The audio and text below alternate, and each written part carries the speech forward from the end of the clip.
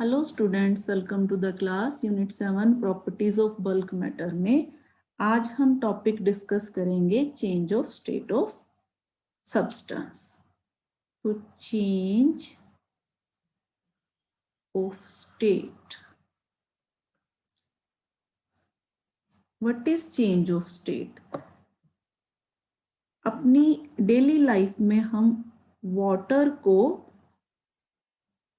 कभी आइस के रूप में देखते हैं, कभी लिक्विड के रूप में देखते हैं, कभी वेपर के रूप में देखते हैं।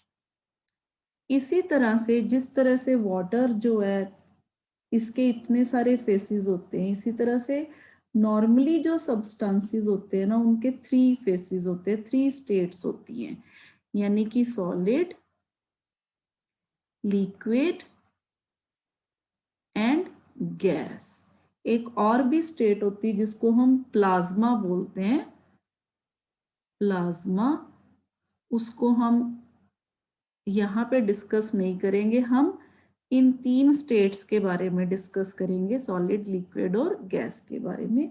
तो नॉर्मली क्या होता है, जो सब्सटेंसेस होते हैं वो इन तीनों स्टेट्स में जो है वो पाए जाते हैं at different temperature and pressure. तो इन तीनों स्टेट्स में हम क्या कर सकते हैं, सॉलिड को लिक्विड में चेंज कर सकते हैं, लिक्विड को गैस में चेंज कर सकते हैं। तो बाय हीटिंग और बाय इंक्रीजिंग और डिक्रीजिंग प्रेशर हम जो स्टेट है इसकी वो क्या कर सकते हैं, चेंज कर सकते हैं। तो फिर चेंज ऑफ स्टेट क्या है? बेसिकली चेंज ऑफ स्टेट है किसी भी सब्सटेंस को एक स्टेट से दूसरी स्टेट में क्या करना, कन्वर्ट कर देना। तो process of converting one state of a substance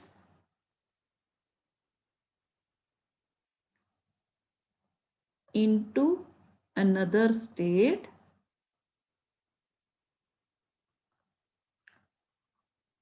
is known as change of state of substance. Change of state of a substance. तो आज हम इसी के बारे में पढ़ेंगे। तो एग्जाम्पल लेते हैं सबसे पहले हम सॉलिड स्टेट ऑफ वाटर यानी कि आइस की। तो सबसे पहले देखते हैं आइस के केस में ये क्या है, सॉलिड स्टेट। सॉलिड स्टेट, तो आइस को क्या करते हैं, जब हम आइस को हीट करते हैं, हीट करने से आइस को हमें क्या मिलता है, वाटर मिलता है। ठीक है, तो इसके उलट अगर हम वाटर को दोबारा से कूल कर दे, वाटर को ठंडा करने से हमें दोबारा से क्या मिलती है, आइस मिलती है। तो ये चेंज हो गई स्टेट, सॉलिड स्टेट को लिक्विड में कर दिया हमने और लिक्विड को सॉलिड में कर दिया। अब इस केस में अगर हम सॉलिड से लिक्विड की तरफ जाएं, यानी कि अगर हम सॉलिड से लिक्विड की तरफ जाते हैं तो हम बोलते हैं इसको मेल्टिंग। This is melting. ठीक है, और इसके उलट अगर हम लिक्विड से सॉलिड की तरफ जाते हैं तो इसको हम बोलते हैं फ्रीजिंग। फ्रीजिंग भी बोल देते हैं और इसको फ्यूजन भी बोल देते हैं। ठीक है, तो हमें पता है कि जो वाटर है वो बॉयल होता है, बॉइलिंग पॉइंट है जो वाटर का वो क्या है, हमें पता है 100 डिग्री सेल्सियस है। ठीक है, तो जब हम वाटर को 100 डिग्री सेल्सियस पे वाटर बॉयल होना शुरू हो जाता है। ठीक है, अब अगर हम वाटर को और हीट करते हैं तो क्या होता है, ये स्टीम में चला जाता है। ठीक है, तो वाटर को नेक्स्ट स्टेज में अगर हम वाटर को जो कि लिक्विड स्टेट में है, सबसे पहले हमने सॉलिड को लिक्विड में चेंज किया। अब हम लिक्विड को गैस में चेंज करेंगे, यानी कि वाटर जो कि यहाँ पे लिक्विड स्टेट में है, इसको हमने कन्वर्ट कर दिया स्टीम में और वेपर में, गैस में हीट करके। तो जब हम वाटर को हीट करेंगे तो वो वेपर की फॉर्म में चेंज हो जाता है, जिसको हम क्या कहते हैं, वेपराइजेशन। वेपराइजेशन, ठीक है। इसी तरह से अगर हम दोबारा से स्टीम को कूल कर दें, ठीक है, इसको ठंडा कर दे, कूल्ड, तो ये क्या हो जाएगा, दोबारा से वाटर बन जाएगा। तो ये तो हो गया वेपराइजेशन। अब अगर हम स्टीम से दोबारा वाटर की तरफ जाएं तो वो क्या हो जाता है, condensation. This is called condensation process. तो ये है change of state of water का केस। अगर हम ग्राफ प्लॉट करें टेम्परेचर और टाइम में, तो देखिए किस तरह से ग्राफ हमारे पास आता है। मान लीजिए हमने आइस को हीट किया, इस तरह से ग्राफ प्लॉट करेंगे हम। मान लीजिए यहाँ पे हमारे पास इस एक्सिस में टेम्परेचर है, ये टेम्परेचर ले रहे हैं हम इस एक्सिस में, और इस एक्सिस में हम ले रहे हैं टाइम, ठीक है। टाइम को मान लीजिए हम मिनट्स में ले रहे हैं। तो आपने देखा होगा कि जब हीट हम सप्लाई करते हैं आइस को 0 डिग्री सेल्सियस पे, तो वो वाटर में कन्वर्ट हो जाती है, यानी कि आइस हीट करने से वाटर में कन्वर्ट हो जाती है। 0 डिग्री सेल्सियस यहाँ पे टेम्परेचर है। अगर हम जब तक पूरी आइस वाटर में कन्वर्ट नहीं हो जाती, तो टेम्परेचर जो है वो 0 डिग्री सेल्सियस ही रहता है, ठीक है। जब पूरी की पूरी जो आइस है वाटर में कन्वर्ट हो जाती, उसके बाद टेम्परेचर जो है वो बढ़ना शुरू कर होता है। सबसे पहले जब तक आइस पिघल के पूरी वाटर नहीं बनती, हम देखते हैं कि टेम्परेचर कितना रहता है, 0 डिग्री रहता है। तो यहाँ पे मान लीजिए हमारे पास टेम्परेचर यहाँ पे 0 है, दिस इज फॉर 0 डिग्री। तो यहाँ पे काफी देर तक ये जो लाइन है ये शो करती है melting of ice into water, ठीक है। इसके बाद क्या करते हैं हम, अगर हम जब सारा का सारी आइस जो है वाटर में कन्वर्ट हो जाती है, तो हम क्या करते हैं, अगर हम दोबारा से हीट सप्लाई करते रहते हैं तो वाटर जो होता है वो बॉयल होना शुरू हो जाता है। अगेन वाटर को हीट सप्लाई करेंगे तो वाटर बॉयल होना शुरू हो जाएगा, ठीक है। बॉयल होगा तो ये क्या होना, इसके वेपर्स बनने शुरू हो जाएंगे। तो अभी इस स्टेज पे भी हम देखते हैं जब तक सारे का सारा पानी वेपर फेज में नहीं चला जाता, तो जो उसका टेम्परेचर है 100 डिग्री सेल्सियस ही रहता है। यानी कि जब यहां से मान लीजिए ये स्टेट चेंज हो गई, मान लीजिए यहाँ पे जाके जो वाटर है वो किस में कन्वर्ट हो गया, वाटर कन्वर्ट हो गया स्टीम में। यहाँ पे 100 डिग्री सेल्सियस टेम्परेचर है। तो यहाँ पे क्या होगा, काफी देर तक जब तक सारे का सारा वाटर जो है स्टीम में कन्वर्ट नहीं हो जाता, तो ये लाइन शो करती है उस फेस को। तो यहाँ पे अगर हम इस फेस की बात करें,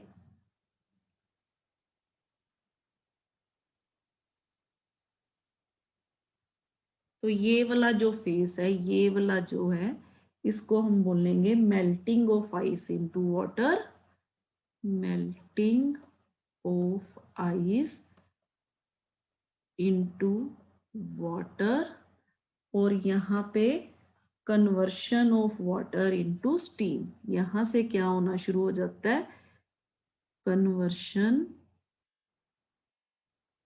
ऑफ वाटर इनटू स्टीम और वेपर। तो हमने क्या कंक्लूड किया, कहा यहां से कि temperature does not change during melting of ice and boiling of water. In other words, temperature of a substance does not change during the change of state of a substance. यानी कि जब हम water से, यानी कि water की form जो ice से लिक्विड की तरफ जाते हैं और लिक्विड से वेपर की तरफ जाते हैं, तो ये जो फेस है, ये जो स्टेट है, यहाँ पे क्या है हमारे पास, टेम्परेचर जो है वो चेंज नहीं होता। यहाँ पे जितना टेम्परेचर है वो वैसे का वैसे रहता है, ठीक है। Temperature of substance does not change during the change of state of a substance. तो होता क्या है बेसिकली यहाँ पे ये किस लिए होता है, हम तो हीट कर रहे हैं, उसको हीट दे रहे हैं, पर फिर भी टेम्परेचर जो है वो इंक्रीज नहीं कर रहा, तो वो हीट जा कहाँ रही है। तो इसको हम एक्सप्लेन कैसे करेंगे, हीट कहाँ जाती है, heat supplied to ice is used to break the bonds. यानी कि अगर हम आइस को हीट सप्लाई करते हैं तो पहले क्या होता है, उसके जो बॉन्ड्स होते हैं वो ब्रेक होते हैं। तो हीट कहाँ पे जाती है, to overcome the intermolecular forces. उसको इंटरमोलिक्यूलर फोर्सेस जो होती हैं उनको ब्रेक करने में जो हीट है वो क्या हो जाती है, वेस्ट हो जाती है। Hence no heat energy is available to increase the average kinetic energy of the molecules of the ice. So therefore there is no rise in temperature of the ice. अगर हीट ही नहीं मिलेगी, kinetic energy नहीं increase होगी, तो जो temperature है वो भी नहीं इंक्रीज होगा। तो यहां से हमें क्या पता चलता है कि सारी की सारी जो हीट जो हम दे रहे हैं इस फेस में, वो किस में कन्वर्ट हो रही है, बॉन्ड्स को ब्रेक करने में कन्वर्ट हो रही है। और जैसे ही बॉन्ड्स आर ब्रोकन, सारे के सारे बॉन्ड्स जो है वो ब्रोक हो जाते हैं और आइस जो है कंप्लीटली कन्वर्ट हो जाती है वाटर में, the heat supplied increases the average kinetic energy of the molecules of water and there is increase in temperature of the water. तो फिर वो हीट जो होती है वो किसको जानी शुरू हो जाती है, काइनेटिक एनर्जी को इंक्रीज करने में वो हीट है जो वो खर्च होनी शुरू हो जाती। इसी तरह से जब हम वाटर को हीट सप्लाई करते हैं तो जो बॉन्ड ब्रेक्स, जो वाटर के जो बॉन्ड्स होते हैं उसको ब्रेक करने में हीट खर्च हो जाती है, तो वहां पे भी काइनेटिक एनर्जी को बढ़ाने के लिए हीट नहीं मिलती, तो सारे का सारा जो हीट है वो उसी में जो यूटिलाइज हो जाती है। तो there is no rise in temperature when water boils and converts into steam, that is gaseous state. तो ये है चेंज ऑफ स्टेट ऑफ जो हम सब्सटेंस का कह सकते हैं। अब हमने देखा कि प्रेशर जो होता है ना वो बहुत ज्यादा रोल प्ले करता है। तो यहाँ पे हम देखेंगे किस तरह से फेस चेंज करने में प्रेशर जो है वो रोल प्ले करता है। एक छोटा सा हम यहाँ पे देखते हैं एक्सपेरिमेंट, इसमें हम देखेंगे effect of pressure on melting point, effect of pressure on melting point.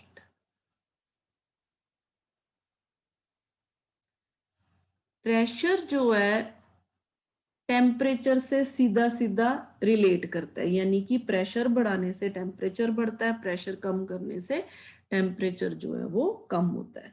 तो हम यहाँ पे एक एक्सपेरिमेंट करते हैं छोटा सा, जिसमें हम क्या करेंगे, एक आइस का ब्लॉक लेंगे, आइस का ब्लॉक लेके हमने क्या किया, उस ब्लॉक को यहाँ पे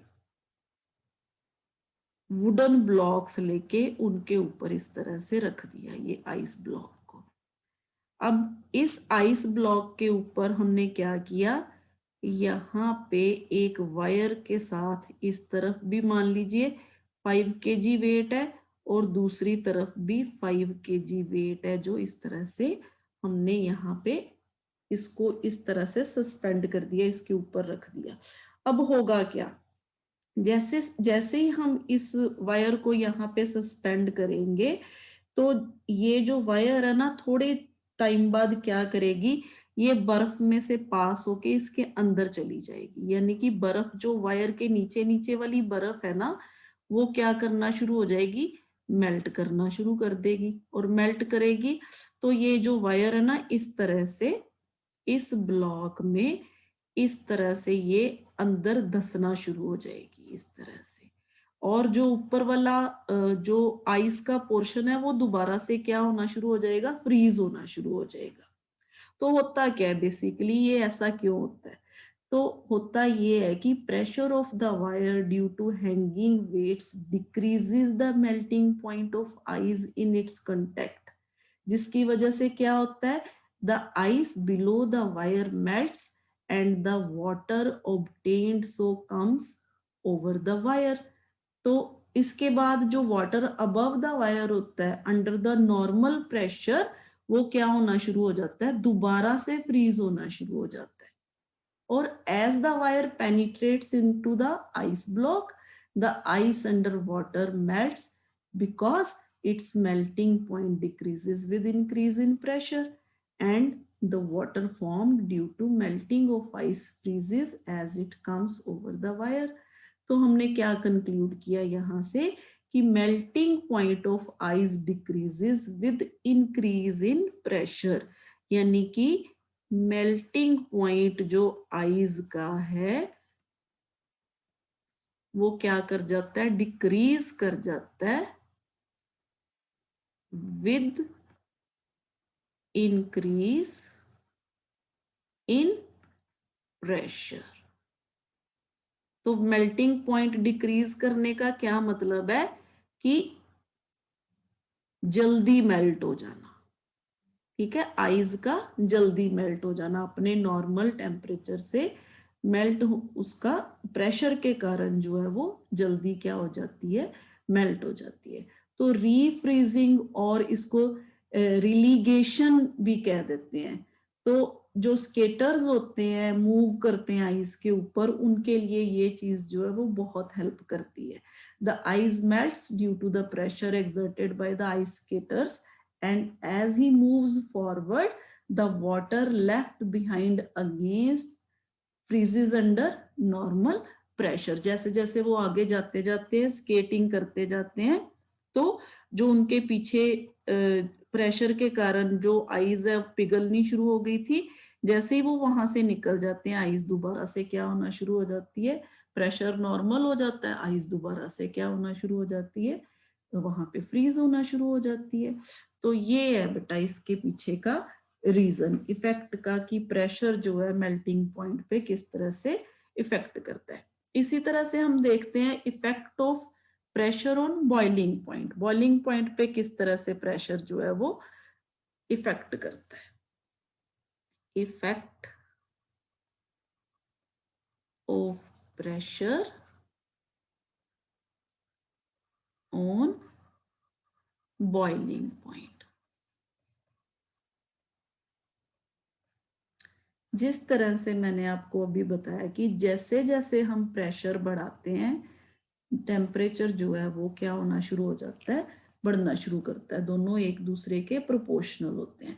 तो हमें पता है कि वाटर जो है वो 100 डिग्री सेल्सियस पे बॉईल करता है अंडर नॉर्मल एटमॉस्फेरिक प्रेशर, यानी कि जब नॉर्मल एटमॉस्फेरिक प्रेशर होता है, एटमॉस्फेरिक प्रेशर,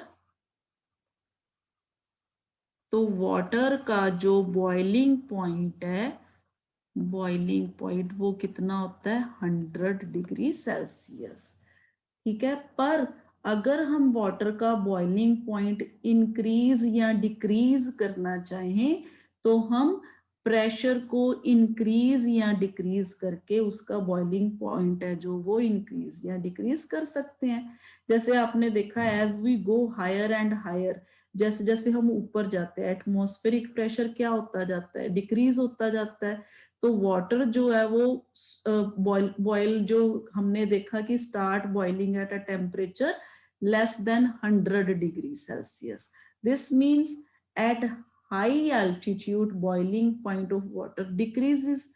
तो जैसे जैसे हम हाइट पे ऊपर जाते हैं प्रेशर जो है वो डिक्रीज होता है, बॉइलिंग पॉइंट भी है जो वो क्या होना शुरू हो जाता है, डिक्रीज करना शुरू कर देता है। ठीक है, इसी तरह से अगर आप प्रेशर कुकर की देखो, जब प्रेशर जो होता है हमने अगर हम इंक्रीज करते हैं तो बॉइलिंग पॉइंट भी क्या होना शुरू हो जाता है, इंक्रीज होना शुरू हो जाता है। प्रेशर कुकर में क्या होता है, बॉइलिंग पॉइंट जो होता है ग्रेटर देन 100 डिग्री सेल्सियस होता है प्रेशर कुकर में,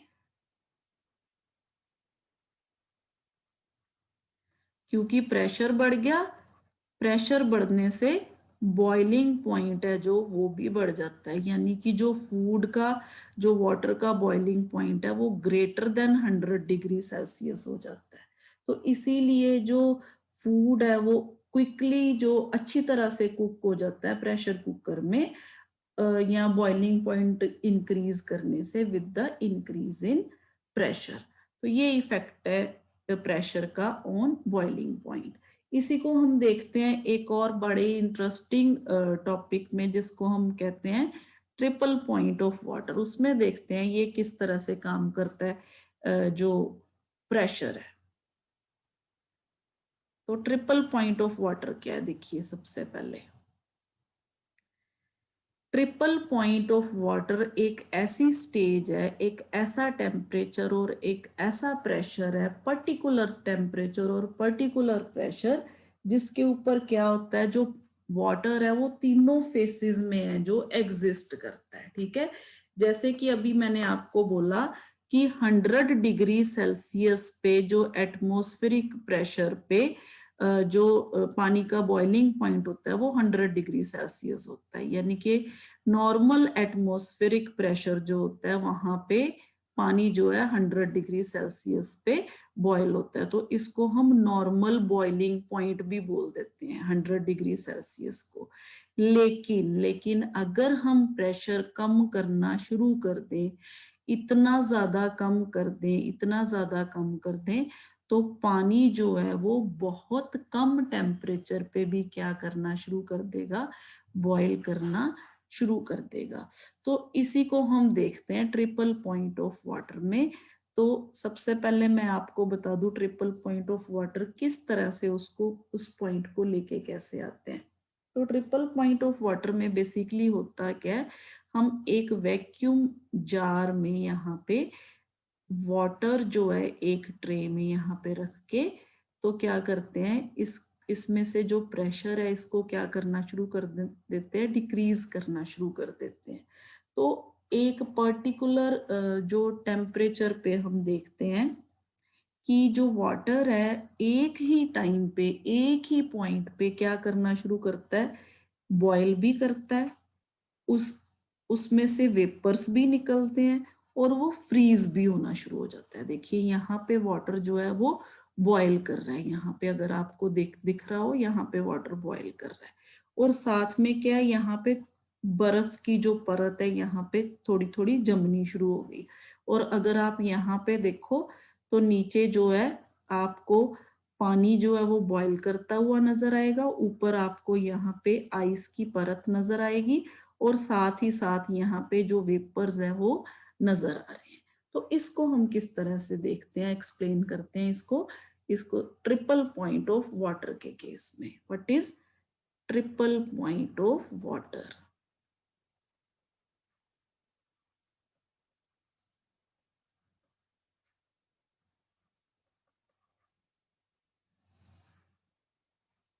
तो ट्रिपल पॉइंट ऑफ वाटर क्या है, ऐसा एक फेस है, यहाँ पे अगेन हमारे पास graph between pressure and temperature. Temperature जो है डिग्री सेल्सियस में और इसको हम एटमॉस्फेरिक प्रेशर में। तो यहाँ पे अगर आप ग्राफ में देखो, हमें वाटर के 3 फेसेस किस तरह से प्रेशर और टेम्परेचर के साथ वेरी करते हैं वो दिखाए गए हैं। देखिए जहां पे यहाँ पे एक ये फेस है, एक हमारे पास ये फेस है। मैं अभी आपको ग्राफ बना के धीरे धीरे ये समझाती हूँ। ये एक ये फेस है। अगर मैं इसको ए पॉइंट दे दूं, इसको बी पॉइंट दे दूं और इसको सी पॉइंट दे दूं, तो ये एक ऐसा फेस है जहां पे वाटर के तीनों फेसेस जो हैं को एग्जिस्ट कर रहे हैं। यहाँ पे वाटर लिक्विड स्टेट में है, यहाँ पे सॉलिड स्टेट में है और यहाँ पे वेपर फेस में है।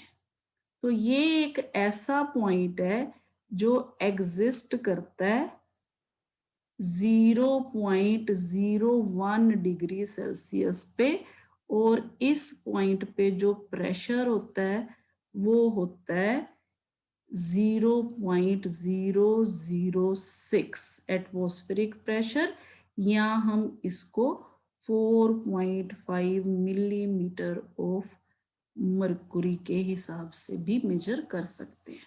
तो ये एक ऐसा फेस है ये वाला जहां पे 0.01 डिग्री सेल्सियस पे और 0.006 एटमॉस्फेरिक प्रेशर पे जो वाटर है वो तीनों स्टेट्स में को एग्जिस्ट करता है। यानी कि पानी जो है बर्फ की फॉर्म में भी मिलता है, लिक्विड की फॉर्म में भी मिलता है और वेपर की फॉर्म में भी मिलता है, जैसे मैंने अभी आपको एक्सपेरिमेंट में दिखाया। ठीक है, तो यहाँ पे होता है क्या है, ये देखिए यहाँ पे ये आइस फॉर्म है। तो अगर हम आइस फॉर्म यहाँ से अगर यहाँ से इधर जाएं, यहाँ से आइस से इस तरफ जाएं, तो ये क्या हो रहा है, मेल्टिंग हो रही है। This is melting. अगर हम आइस से, दिस इज मेल्टिंग। और अगर हम दोबारा से वाटर से इधर कूल करें, यानी कि इसको हम क्या कर रहे हैं, हीट कर रहे हैं, टेम्परेचर बढ़ा रहे हैं, तो ये टेम्परेचर बढ़ाने से जो आइस की है उसमें उसको कौन सी स्टेट में आ गया, वो वाटर की स्टेट में आ गया। अब अगर हम इसको दोबारा से इस तरफ लेके आना शुरू करें तो ये फ्रीजिंग है, दिस इज फ्रीजिंग। ठीक है, इसी तरह से अगर हम ये देखिए आइज से वेपर की फॉर्म, सीधा आइज से वेपर की फॉर्म में कौन जाता है पता है आपको, ड्राई आइस होती है ना, वो आइस सॉलिड से सीधा वेपर्स की फॉर्म में कन्वर्ट हो जाती है। इसको बोलते हैं हम सब्लिमेशन, सब्लिमेशन। इसी तरह से अगर हम इसको कूल करेंगे, वेपर्स कूल होके ये कौन सी फॉर्म होती है, इसको बोलते हैं डिपोजिशन, डिपोजिशन। इसी तरह से ये देखिए वेपर से वाटर की तरफ जा रहा है, वेपर से वाटर की तरफ, वेपर से वाटर की तरफ, यानी कि कंडेंसेशन, दिस इज कंडेंसेशन। ठीक है, और वाटर से वेपर की तरफ, वाटर से वेपर की तरफ, ये क्या है, वेपराइजेशन।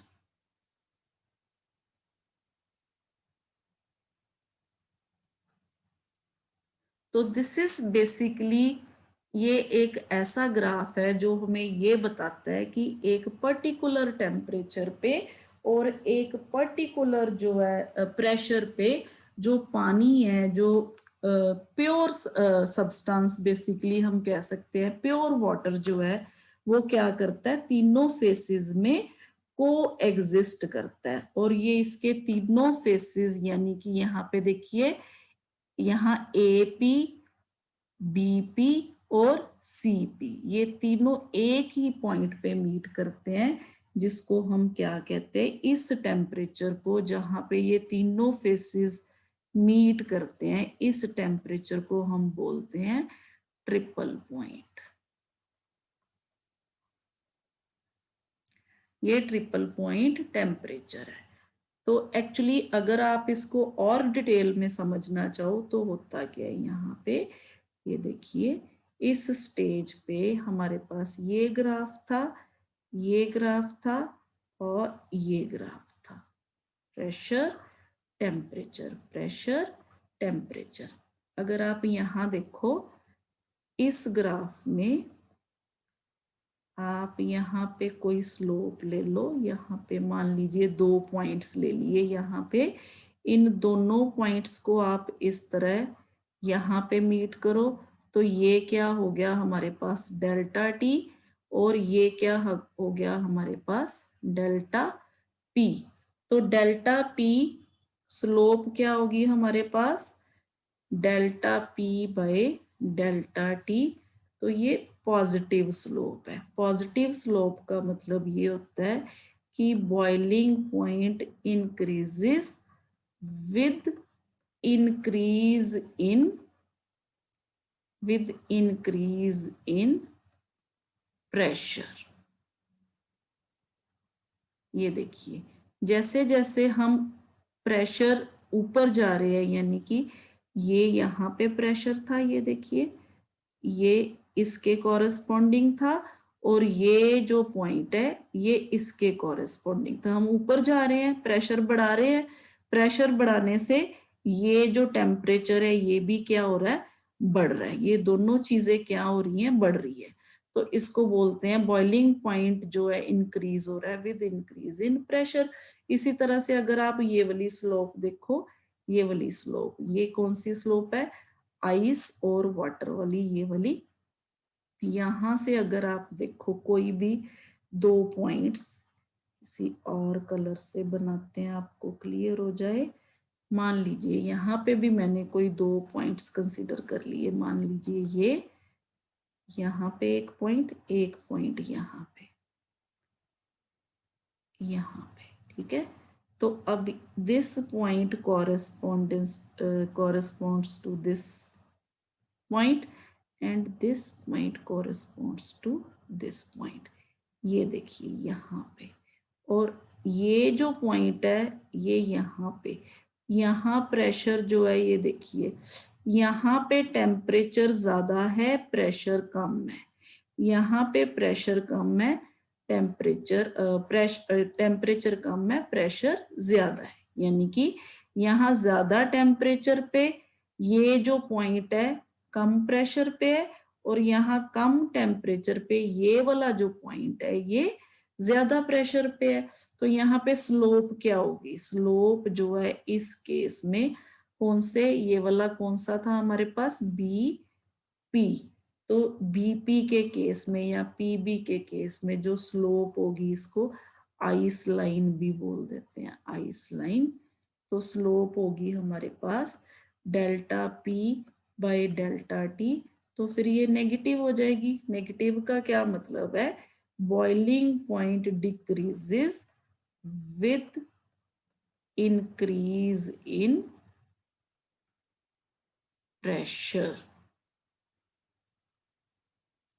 यानी कि अगर हम प्रेशर इंक्रीज करना शुरू कर दें तो हम जो किसी भी सब्सटेंस को, जैसे वाटर है, हमने कहा वाटर जो है 100 डिग्री सेल्सियस पे बॉयल करता है एट नॉर्मल प्रेशर,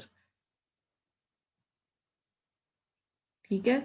अब अगर मैं इसका प्रेशर जो है वो डिक्रीज करना शुरू कर दूं, प्रेशर को डिक्रीज करना शुरू कर दूं, तो वाटर का बॉइलिंग पॉइंट भी डिक्रीज होना शुरू हो जाएगा। तो मैं हो सकता है उसको 40 डिग्री सेल्सियस पे भी बॉयल कर लूं, ठीक है, उसको 30 डिग्री रूम टेम्परेचर पे भी बॉयल कर लूं। तो ये मतलब है इसका कि जैसे जैसे हम प्रेशर जो है वो कम करते रहते हैं, वैसे वैसे जो बॉइलिंग पॉइंट है वो क्या होता जाता है, कम होता जाता है। तो इसको और अच्छी तरह से समझने के लिए अभी ये ट्रिपल पॉइंट को ये देखिए एक और वे से अगर आप समझोगे दोबारा से, ये 3 फेस, यहाँ पे P, यहाँ पे A, यहाँ पे B, यहाँ पे C, यहाँ पे आइस, यहाँ पे वाटर, यहाँ पे वेपर। अभी हमने कहा कि ये जो पॉइंट है ना, ये ऐसा पॉइंट है 0.01 डिग्री सेल्सियस, जहां पे पानी की तीनों स्टेजेस जो हैं वो को एग्जिस्ट करती हैं। ठीक है, यहाँ पे 0.006, यहाँ प्रेशर, एटमॉस्फेरिक प्रेशर, यहाँ पे टेम्परेचर डिग्री सेल्सियस। अब मान लीजिए हमारे पास यहाँ पे 1 एटमॉस्फेरिक प्रेशर है। 1 एटमॉस्फेरिक प्रेशर पे यहाँ पे क्या होगा, वाटर का जो बॉइलिंग पॉइंट है वो 100 डिग्री सेल्सियस होगा। वाटर का बॉइलिंग पॉइंट क्या होगा, 100 डिग्री सेल्सियस। कहाँ पे, 1 एटमॉस्फेरिक प्रेशर, यहाँ पे प्रेशर की वैल्यू जब 1 होगी। ठीक है, अब आप मान लो यहाँ पे इस स्टेज पे मान लीजिए 1 प्रेशर हमने 1 रखा। अब हम इसको क्या करते हैं, टेम्परेचर को बढ़ा देते हैं। मान लीजिए मैंने यहाँ पे 102 कर दिया, टेम्परेचर कितना कर दिया, 102 कर दिया यहाँ पे। अब 102 टेम्परेचर इस स्टेज पे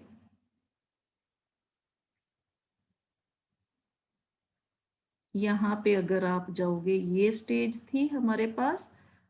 ठीक है, यहाँ पे अब हमने जाना है 102 पे। ये देखिए ये 102 के कॉरस्पॉन्डिंग पॉइंट यहाँ पे हमको मिल रहा है। तो ये किस फेस पे मिल रहा है, ये हमें वेपर फेस में मिल रहा है। यानी कि 102 डिग्री अगर हम टेम्परेचर करते हैं तो वाटर जो है अब हमें वाटर के फेस में नहीं मिलेगा, स्टेट में नहीं मिलेगा। किस स्टेट में मिलेगा, वेपर की स्टेट में मिलेगा। ठीक है, अब अगर मान लीजिए मैंने इसको कर दिया 95, यहाँ पे मान लीजिए 95 डिग्री सेल्सियस है और प्रेशर उतना ही है, तो अब यहां से देखते हैं क्या होता है, उतना ही प्रेशर उतना ही। तो ये पॉइंट कहाँ पे जाके मीट कर रहा है, यहाँ पे जाके मीट कर रहा है। तो ये पॉइंट कहाँ पे है, वाटर फेस पे है। तो इसका मतलब 95 डिग्री सेल्सियस पे हमें वाटर जो है वाटर की फॉर्म में ही मिलेगा, और 102 पे हमें जो वाटर है वो वेपर की फॉर्म में ही मिलेगा। इस तरह से आप कहीं भी जाके देख लीजिए, अगर आप, पर ये एक पर्टिकुलर पॉइंट ऐसा है जहां पे हमें वाटर जो है वो तीनों फेसेस में, तीनों स्टेज पे मिल रहा है। यानी कि इस प्रेशर पे ये जो पॉइंट है ये तीनों के लिए सेम है। तो this is triple point of a pure substance. यहाँ पे हम प्योर सब्सटेंस की बात करते हैं, यहाँ हम बात कर रहे हैं प्योर वाटर की। ठीक है, तो यहाँ पे अगर आप बात करो इस लाइन की, इसको हम वेपराइजेशन लाइन बोल देते हैं। ठीक है, अगर आप इस लाइन की बात करो इसको हम फ्यूजन लाइन बोल देते हैं। अगर आप इस लाइन की बात करो तो इसको हम सब्लिमेशन लाइन है जो वो बोल देते हैं। ठीक है, तो this was all about states of जो है सब्सटेंस और ट्रिपल पॉइंट ऑफ वाटर। तो ये था आज का हमारा जो मेन टॉपिक जो हमने डिस्कस करना था। इसके अलावा एक और जो टॉपिक है उस पे हम देखेंगे किस तरह से जो वाटर है जो अजीब अजीब तरीके से वाटर कई बार जो है वो बिहेव करता है वाटर का। जैसे आपने देखा कि वाटर, आप झील देखते हो आप, जो जहाँ पे पानी कई बार क्या होता है, सर्दी हो जाती है तो डल लेक का नाम सुना होगा आपने। तो उस पे क्या होता है, जो पानी होता है ऊपर ऊपर जो है वो फ्रीज हो जाता है, लेकिन नीचे नीचे क्या होता है, पानी जो है वो ऐसे ही वाटर की फॉर्म में होता है। तो ये क्या रीजन है इस पे, इसमें क्या होता है, इस स्टेज में जो जो पानी के अंदर जो जीव जंतु होते हैं उन पे क्या बीतती है फिर। तो इसको हम डिस्कस करेंगे, इसको हम डिस्कस करेंगे इसमें।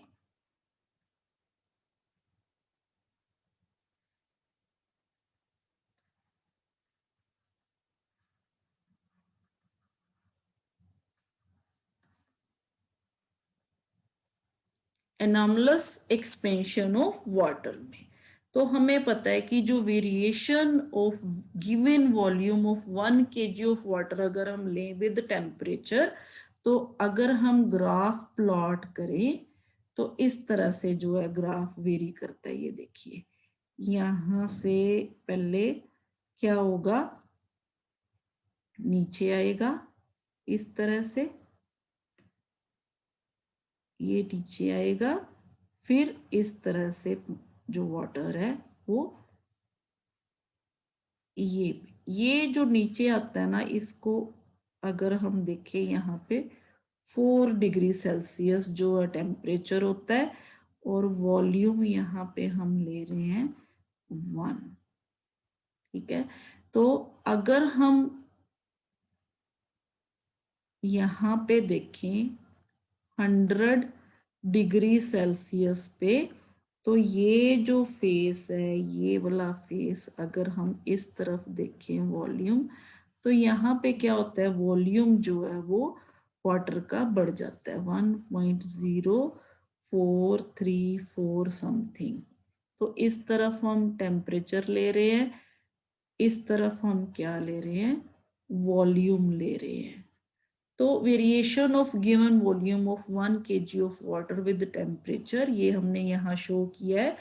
तो यहाँ हम क्या देख रहे हैं कि 0 degree to 4 degree Celsius the volume of given amount of water decreases with rise in temperature. जैसे जैसे हम इस स्लोप इस तरफ जा रहे हैं, ये जो वॉल्यूम है ये डिक्रीज हो रहा है 0 से 4 डिग्री सेल्सियस तक। ठीक है, तो ये डिक्रीज हो रहा है, तो यहाँ पे क्या हो रहा है, वॉल्यूम डिक्रीज होने से विद राइज इन टेम्परेचर इसकी डेंसिटी जो है वो इंक्रीज होती है। ठीक है, डेंसिटी क्या हो जाती है, इंक्रीज हो जाती है। क्यों इंक्रीज हो जाती है, क्यों डेंसिटी जो है वो मास पर यूनिट वॉल्यूम होती है।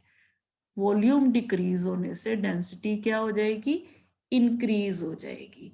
तो at 4 degree Celsius volume of given water is least and its density is maximum, यानी कि एट 4 डिग्री सेल्सियस। ठीक है, 4 डिग्री सेल्सियस पे यहाँ पे at 4 degree Celsius, the volume of given water is least and its density is maximum। तो जैसे ही हम 4 डिग्री सेल्सियस से आगे जाते हैं, वॉल्यूम जो होता है वो इंक्रीज होना शुरू हो जाता है with the rise in temperature. ये देखिए यहाँ पे वॉल्यूम इंक्रीज कर रहा है टेम्परेचर के इंक्रीज करने से। ठीक है, this shows that water exhibits anomalous behaviour. The anomalous expansion of water जो है ये यहाँ पे शो होती है किसकी, वाटर की, यानी कि पहले तो उसका राइज इन टेम्परेचर से क्या हो गया, वॉल्यूम डिक्रीज करना शुरू कर दिया। जैसे ही हमने टेम्परेचर और बढ़ाना शुरू किया तो वॉल्यूम क्या होना शुरू हो गया, इंक्रीज करना शुरू हो गया। अब जब वॉल्यूम इंक्रीज करेगा तो डेंसिटी फिर क्या हो जाएगी, डेंसिटी फिर डिक्रीज हो जाएगी। तो ये जो रोल है ना, ये वाटर का जो बिहेवियर है ना, ये बहुत ही इंपॉर्टेंट रोल प्ले करता है in the survival of sea animals in cold winter. जब बहुत ज्यादा ठंड होती है तो क्या होता है, आपने देखा होगा कि पानी जो है, पानी के जो नीचे वाला पोर्शन है वो जो है वाटर की फॉर्म में रहता है, लेकिन जो ऊपर वाला पोर्शन है वहां पे क्या होता है, आइस जो है वो जम जाती है। यहाँ पे आइस रहती है, यहाँ पे क्या होता है, लिक्विड होता है। तो इसमें क्या होता है बेटा, यहाँ पे इन विंटर टेम्परेचर जो होता है सराउंडिंग का वो फॉल कर जाता है। तो water on the surface of lake जो होता है on a mountain cools toward 4 degree Celsius and becomes denser. तो डेंसर होने से it attains maximum density at 4 degree Celsius and sinks down. क्या होता है, ये नीचे चला जाता है। तो नीचे चला जाता है तो क्या होता है, द वार्मर वाटर जो present near the bottom of lake होता है वो क्या हो जाता है, ऊपर आ जाता है। जैसे ही वो ऊपर आता है, वंस द ओल्डर वाटर जो होता है on the top of lake जो 4 सेंटीग्रेड से नीचे चला जाता है, लेस डेंस होने की वजह से वो क्या क्या रहता है, सरफेस पे रहता है लेक की, वेयर इट फ्रीजेस। यहाँ पे क्या हो जाता है, वो फ्रीज हो जाता है। Now the water at the bottom of the lake remain at 4 degree Celsius in which the water animals can remain safe below the ice। यानी कि होता क्या है, ये फ्रीज हो गया, ठीक है, इसके फ्रीज होने से इसका टेम्परेचर जो है 0 डिग्री सेल्सियस हो गया, लेकिन वो जो नीचे चला गया था वो 4 डिग्री सेल्सियस पे था। तो जो एनिमल्स होते हैं नीचे होते हैं, जो वाटर के जो उस सरफेस के नीचे एनिमल्स होते हैं, वो क्या करते हैं, इस टेम्परेचर पे उनको जो सरवाइव करने में वो हेल्प मिलती है। ठीक है, तो होता क्या है बेटा, दोबारा से मैं आपको समझा देती हूँ। In winter, temperature of surroundings falls. The water on the surface of lake जो होता है वो क्या हो जाता है, कूल हो जाता है towards 4 degree Celsius and becomes denser. क्योंकि हमने कहा कि 4 डिग्री सेल्सियस पे जो डेंसिटी होती है वाटर की वो मैक्सिमम हो जाती है। तो मैक्सिमम डेंसिटी होने की वजह से, डेंसिटी ज्यादा होगी तो ये नीचे चला गया, डेंस होने की वजह से ये सिंक कर जाता है। तो जो नीचे वाला वाटर होता है वो ऊपर आ जाता है, ऊपर आके वो क्या होता है, वो कूल हो जाता है सराउंडिंग की वजह से। तो वो क्या हो जाता है, जमना शुरू हो जाता है। ठीक है, यहाँ पे क्या होना शुरू हो जाता है, वो जमना शुरू हो जाता है। ठीक है, तो जम नीचे जो टेम्परेचर है वो क्या हो गया, कम हो गया, ऊपर जो है वो टेम्परेचर ज्यादा हो गया। तो animals can remain safe below the ice. ठीक है, तो ये है बेटा वाटर के केस में उसके उसके कुछ अजीब बिहेवियर के बारे में। तो आज के लिए इतना ही। Thank you.